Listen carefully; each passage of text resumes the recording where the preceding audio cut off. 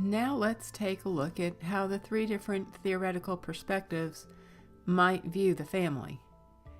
Each might have a specific focus, depending on how their theoretical paradigm is organized. Functionalists would think in terms of what is functional and what is dysfunctional.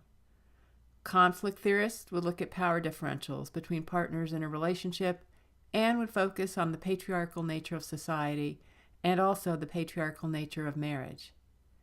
And symbolic interactionists would think in terms of how we create gender expectations, the nature of housework and how it's divided, and child care issues.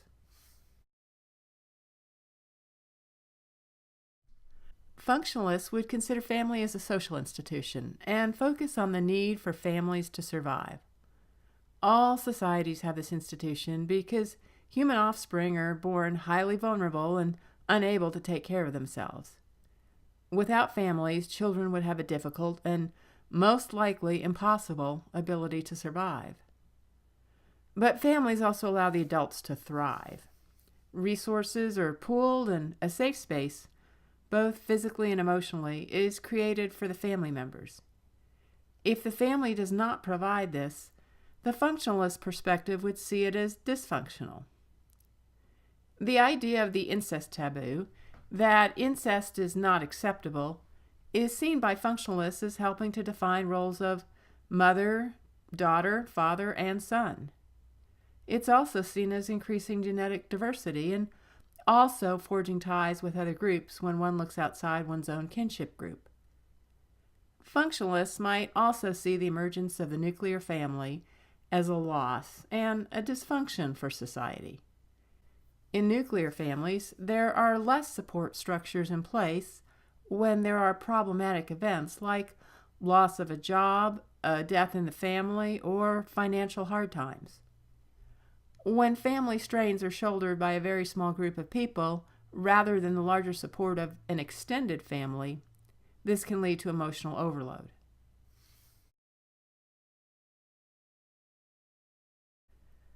Conflict theorists would consider the natural conflict that occurs between marriage partners, as well as who has power in any given situation.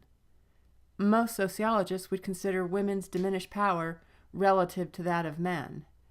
However, as Henslin points out, women tend to make more decisions within the home, whether it be financial or simply what's on TV, at any given point in time. This chart is essentially the same figures as the last one, just shown with a bar chart instead. It considered decisions such as who chose the weekend activities, who buys things for the home, who decides what's on TV, and who handles the household finances. Traditionally, household work and child care have been considered to be women's work. However, that has experienced some shift in the past several decades. Even though there's been a shift towards equality of housework, the chores tend to be divided along some traditional gender lines. This chart helps us see how paid work versus housework versus child care responsibilities have shifted in the past several decades for dual income earning couples. Men were working slightly less in 2008 as opposed to 1965, but doing 2 to 3 times as much child care and housework. Women are doing paid work much more in 2008 as opposed to 1965, and much less housework and child care.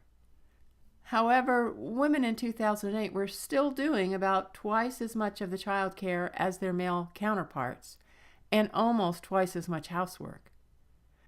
So while there is a shift in equity, it's still far from equal. Is there a typical cycle of roles and behaviors in the family? Some societies give courtship and love very little thought, and others put great stock in it for the beginning of the relationship. The typical family life cycle is thought of in terms of several stages, beginning with some kind of courtship or arrangement by the parents or elders, marriage, children, the raising of children, and then possible family transitions at some point. Not all families are formed in this manner or follow this life cycle, but this is considered to be the typical cycle nonetheless. We tend to think in terms of the typical marriage, starting with two people falling in love, or what sociologists would refer to as romantic love. Not all society believes that romantic love is the best way to start a marriage. Even in the United States, about 100 years ago, the idea of marrying someone that you were attracted to was considered a bit of a dangerous and unrealistic way to start a life with your spouse. Romance was considered heady and idealized, and not exactly grounded in the reality of everyday life. But Western ideals, which follow the values of individualism, support the idea that people should be free to choose who they want to marry.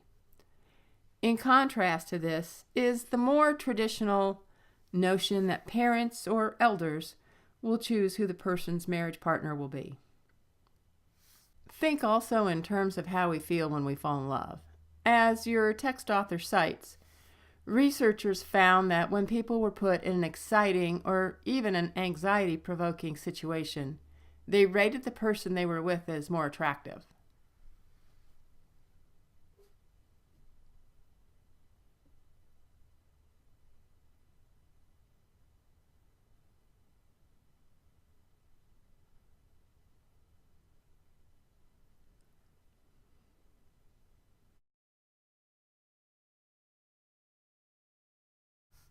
Our society tends to practice homogamy, meaning that people tend to marry those that have similar characteristics to them. Part of this is because we tend to marry people that are spatially near to us, meaning that we look within our own social circles for our mates, and these people tend to be like us. One change in this is the number of interracial marriages that have occurred in the past several decades. This chart shows that the total number of interracial marriages between whites and African Americans has risen dramatically in the past 45 years.